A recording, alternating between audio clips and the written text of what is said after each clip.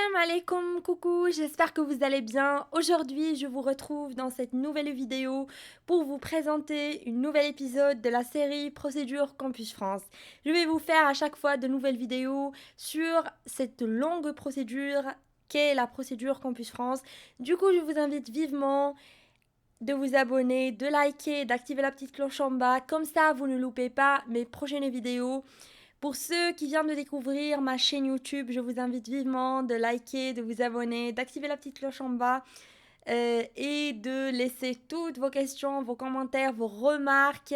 Donc, soit via Instagram sur Sarah Show YTB, soit via YouTube, via les commentaires en bas. Donc, je suis là pour vous soutenir. N'hésitez pas à le faire également. Donc, aujourd'hui, je vais vous donner quelques conseils et vraiment quelques secrets pour augmenter vos chances d'être accepté au moins par un des établissements de votre choix dans votre panier de formation Pastel Diplomatie de la procédure Campus France. Du coup, ne loupez pas cette vidéo et regardez jusqu'à la fin. Donc, tout d'abord, vous savez, cette année, la procédure a commencé plus tôt que l'année dernière. Et c'est un peu chaud, un peu plus chaud que l'année dernière parce que normalement, donc la durée est un petit peu courte. Donc pour les licences, ils n'ont qu'un mois et demi. Et pour les masters et tous les autres niveaux, donc ils n'ont que 2 mois. Donc c'est pas beaucoup par rapport aux années précédentes. Du coup, je vous invite vivement à être attentive, à vous préparer avant de commencer à saisir votre dossier. Donc tout d'abord, avant de commencer la saisie de votre dossier Campus France, je vous invite s'il vous plaît de recenser tous les papiers nécessaires pour la procédure Campus France. Donc les papiers nécessaires sont vos pièces d'identité, votre passeport, votre carte d'identité nationale. Vous allez me dire le passeport c'est pas nécessaire, ça sera nécessaire pour après, ok?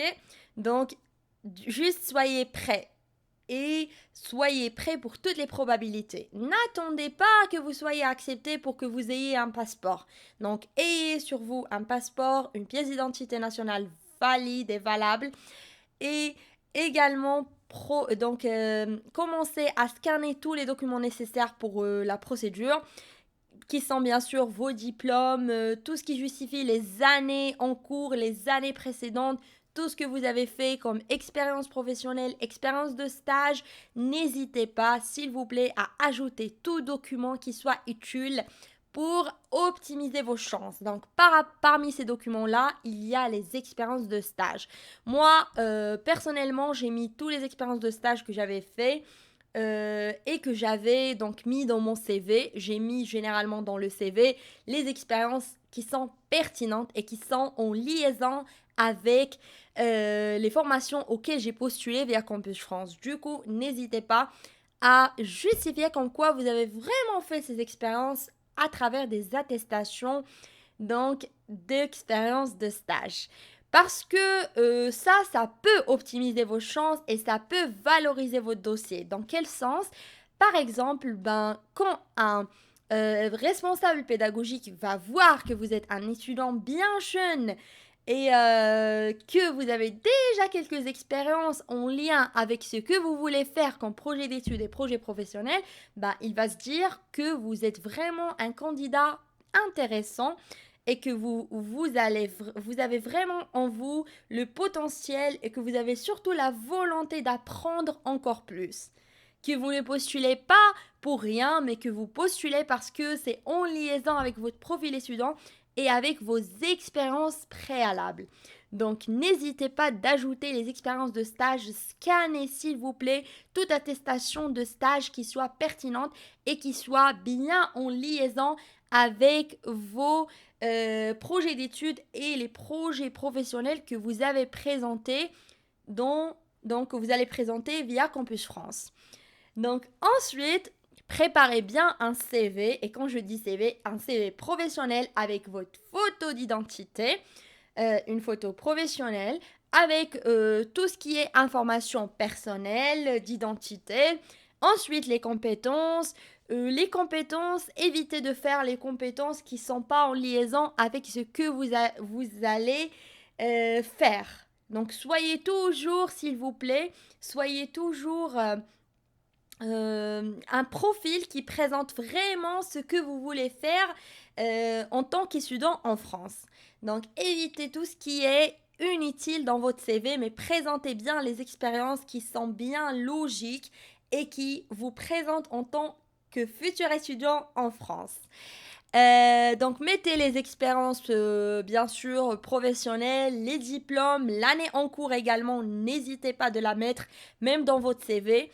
Comme ça, donc l'établissement saura ce que vous êtes en train de faire maintenant et également ce que vous avez fait au préalable. Donc, évitez les expériences professionnelles inutiles. Par exemple, expérience qui est vraiment en dehors de ce que vous voulez faire et en dehors qui ne présente pas significativement le potentiel que vous avez en vous. Donc, présentez-vous bien. Vous avez un CV, essayez de vraiment ressortir au maximum ce que vous êtes et qui vous êtes et pourquoi vous postulez via Campus France. Mettez bien tout, les compétences également linguistiques, si vous maîtrisez l'anglais, le français, si vous avez des diplômes, n'hésitez pas, des diplômes d'autres langues, notamment l'anglais, n'hésitez pas de les mettre également et de les joindre également à votre dossier. Donc tout ce qui peut valoriser, ajoutez-le. Vous allez me dire lettre de recommandation. Moi personnellement, je n'ai pas joint des lettres de recommandation, mais si vous en avez, n'hésitez pas de les joindre, mais n'hésitez pas de mettre les coordonnées également du professeur qui a écrit ces lettres de recommandation pour donner l'impression vraiment que c'est un document fiable. Vous voyez?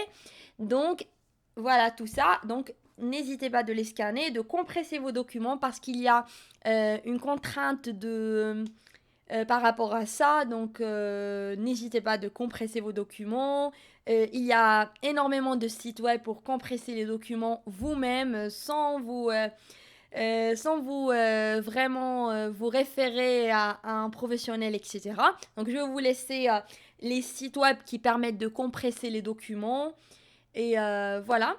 Donc, préparez tout votre dossier papier et voilà, scannez-le. Scannez-le, numérisez-le sur votre PC et gardez-le dans un dossier que vous allez nommer procédure Campus France ou bien justificatif procédure Campus France. Donc, soyez professionnels. Déjà, tout commence par paperasse, par tout ce qui est papier. Parce que c'est à travers ça que vous serez présenté. C'est à travers ça que vous allez vous présenter virtuellement aux responsables pédagogiques parce qu'ils ne vous connaissent pas. Donc, comment ils vont vous connaître? C'est à travers les justificatifs là. C'est pour ça, préparez d'abord ces justificatifs avant de commencer la procédure. Ensuite, le secret que je vais vous donner, c'est un conseil.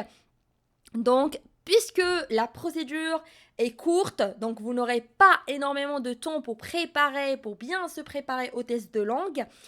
Du coup, je vous invite vivement à passer le TCF parce que c'est un test de niveau de langue française, de connaissance du français, donc qui est très facile et qui demande pas énormément de préparation.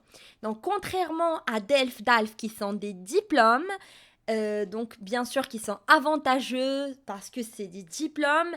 Le TCF est bien très facile, donc c'est plus facile d'avoir un niveau C1 avec TCF que d'aller vraiment galérer pour passer un DALF C1 qui est vraiment très très difficile et qui demande trop de préparation. Du coup, vous n'allez pas perdre le temps sur ça. Passez le TCF et préparez-vous via beaucoup de liens que je vais vous laisser en bas. Également, je vais vous laisser le lien vers des livres audio ainsi que des livres audio avec tous les tests précédents de TCF. Donc, je vais vous laisser en bas tous les liens pour bien se préparer au TCF. Également, je vous conseille de lire attentivement avant de postuler à une formation, de lire qu'est-ce qu'il demande comme niveau. Généralement, moi, d'après un responsable vraiment qui travaille au Campus France, il m'a dit un jour que les masters en général, pour faire un master en France, il faut le niveau C1. C'est exigé. Et d'après ma propre expérience, c'était vraiment exigé. C'est rare les formations master qui demandent seulement au niveau B2. C'est très rare. Et pour tout ce qui est L1, L2, L3, bah, le B2, c'est très très suffisant. Mais il y a bien sûr des chances d'avoir une acceptation avec un niveau B1 si vous avez de très bonnes notes dans les matières nécessaires requises, si vous avez déjà d'autres prérequis demandés par la formation choisie. Donc voilà, passez le TCF, c'est plus facile. Préparez-vous intensivement, surtout via le site web TV5. Donc vraiment, il y a vraiment moi, je me préparais via ce site web et ça m'a vraiment aidé parce que moi, j'ai passé les deux, j'ai passé les diplômes et le TCF. Mais à l'époque, on avait un peu plus de temps que maintenant. Du coup, puisque vous n'avez pas beaucoup de temps, s'il vous plaît, passez seulement le TCF. Comme ça, vous n'allez pas galérer. Déjà, il y a beaucoup de choses à faire.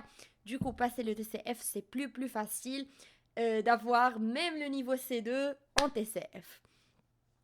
Donc ensuite, le conseil, le secret que je vais vous donner, c'est éviter au maximum de postuler à des formations aléatoirement, c'est-à-dire via le site Pastel Diplomatie. Il y en a des gens qui font quoi?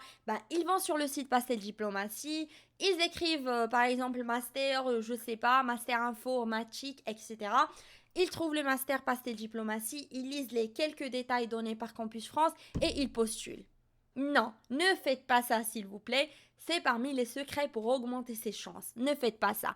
Vous devez chercher, faire des recherches minutieuses sur les formations dans les domaines et les parcours qui vous intéressent.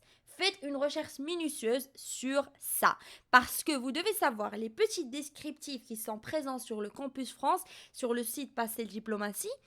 Ce n'est pas des descriptifs de formation bien détaillés. Parfois, les établissements exigent beaucoup plus de prérequis, mais Campus France ne l'affiche pas absolument sur le descriptif. Du coup, allez faire vous-même des recherches bien détaillées et bien minutieuses sur les sites web que je vais vous donner. Si vous êtes intéressé par des formations master, je vous invite à bien regarder le site web, trouver à monmaster.gouv.fr, donc c'est un site web français, donc que le gouvernement actualise. Donc il contient presque 3500 masters avec 8000 parcours différents. Du coup, je vous conseille vraiment à regarder vraiment ce site web. Si vous n'arrivez pas à y joindre, n'hésitez pas d'utiliser les VPN pour changer votre localisation et pour joindre ce site web qui est énormément intéressant pour trouver les formations et pour faire vraiment, il y a une information actualisée sur les parcours master et très très complète avec tout le descriptif et il vous dirige même vers le site web de la formation. Vous pourriez avoir toutes les informations complètes sur le parcours que vous souhaitez faire. Donc c'est une recherche vraiment affinée par critères de région, d'université, de mots-clés. Donc plein de choses, un lien vers la fiche détaillée de chaque formation, une présentation des modalités d'accès de chaque formation, de modalités de présélection, de tout. Donc je vous invite vivement, si vous êtes intéressé par un master, avant de postuler via Campus France, s'il vous plaît, faites une recherche minutieuse via le site web que je vais vous laisser en bas, ok, dans le descriptif. Si vous êtes intéressé par d'autres niveaux d'autres parcours, faites une recherche minutieuse sur le site onicep.fr que je vais vous laisser en bas. Vous allez pouvoir faire une recherche minutieuse et complète sur toutes les formations qui vous intéressent, sur tout ce que vous voulez faire, donc en France bien sûr, parce que c'est 2 sites web en France. Donc s'il vous plaît, ne postulez pas aléatoirement, allez rechercher les prérequis demandés, les débouchés, tout ce qui concerne les formations auxquelles vous voulez postuler. Voilà. Donc ensuite, le dernier secret que je vais vous présenter, s'il vous plaît, pour le panier de formation. Postulez pour des petites villes. Postulez pour des petites villes via Campus France parce que les petites villes, ils ont généralement plus d'ouverture d'ouverture aux étrangers, et également ils sont pas très sélectifs par rapport à l'Île-de-France et également. Mais vous devez savoir qu'il y a des chances également sur Paris, en Île-de-France, sauf que voilà, donc vous aurez plus de chances si vous postulez à Valenciennes, à des petites villes, que si vous postulez en Île-de-France, parce qu'il y a plus de demandes. euh, il y a plus de demandes qui viennent de partout du monde, pas seulement des étudiants africains, etc. Donc voilà. N'hésitez également pas de postuler à des formations qui sont adéquates à vraiment avoir un projet professionnel et un projet d'études unique, c'est-à-dire n'allez pas postuler à des formations, je ne vous conseille évidemment pas de postuler à des formations différentes par rapport au parcours. Postulez à des parcours qui se ressemblent, qui sont presque identiques, ok? Évitez de postuler à des niveaux différents, L2, L3, L1, non, c'est pas possible, parce que l'établissement a accès à tout votre dossier. Si elle va voir que vous postulez à L1 et à la fois à L2, L3, DUT, je sais pas quoi, bah elle va se dire, bah tout simplement, ce profil-là, il est, euh, il est vraiment pas intéressant, tout simplement parce que cet étudiant, il ne sait pas ce qu'il veut faire. Il n'est pas bien déterminé, il ne sait pas ce qu'il veut faire comme formation, et du coup, voilà, il veut juste venir en France, c'est tout. Et du coup, vous allez rater votre projet. Et par rapport aussi à la même question de panier de formation, donc pour tout ce qui est présentation des motivations pour chaque formation, donc là, vous devez personnaliser, même si c'est le même projet, à peu près le même projet pour toutes les formations, ce que je vous conseille bien. C'est un secret pour être accepté. Donc, vraiment personnalisez vos lettres de motivation. C'est pas des lettres de motivation, c'est des motivations, mais personnalisez-la avec des expressions de politesse, bonjour madame, monsieur, et vers la fin vous écrivez cordialement, bien respectueusement. C'était mon cas et ça a marché. Essayez brièvement de vous présenter. Je suis madame nanana, actuellement étudiante nanana, j'ai les compétences suivantes, pourquoi je postule dans cette formation, quel est votre projet d'études? C'est-à-dire, qu'est-ce que vous voulez étudier en France? Pourquoi voulez-vous l'étudier? Et finalement, votre projet professionnel, c'est-à-dire quand vous allez faire ces études-là en France, qu'est-ce que vous voulez faire comme carrière professionnelle par la suite? Et attention, pour choisir un projet professionnel, vous devez bien lire les débouchés de la formation.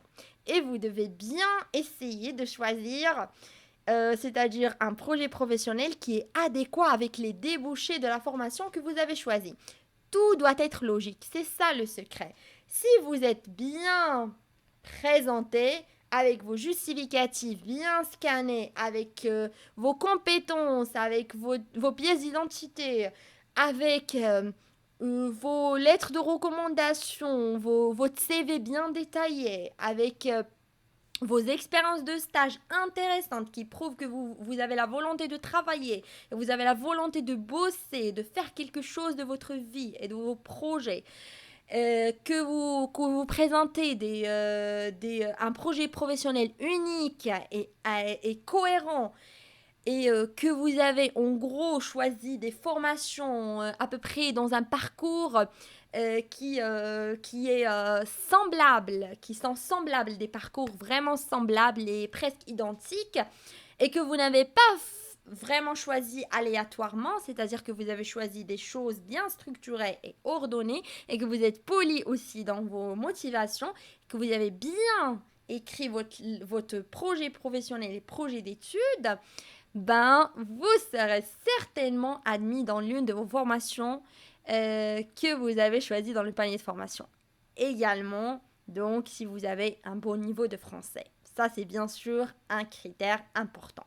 Donc, n'hésitez pas de suivre ces conseils et de voir tous les liens. Je vais vous laisser en gros tous les liens pour vraiment nécessaires pour appliquer ces conseils, ces secrets et optimiser ses chances d'être accepté. Donc, je vous retrouve dans une nouvelle vidéo. Et n'hésitez pas de liker, de vous abonner, d'activer la petite cloche en bas, comme ça vous ne loupez pas mes prochaines vidéos. Et je vous dis à bientôt, au revoir et à la prochaine vidéo. Assalamu alaikum.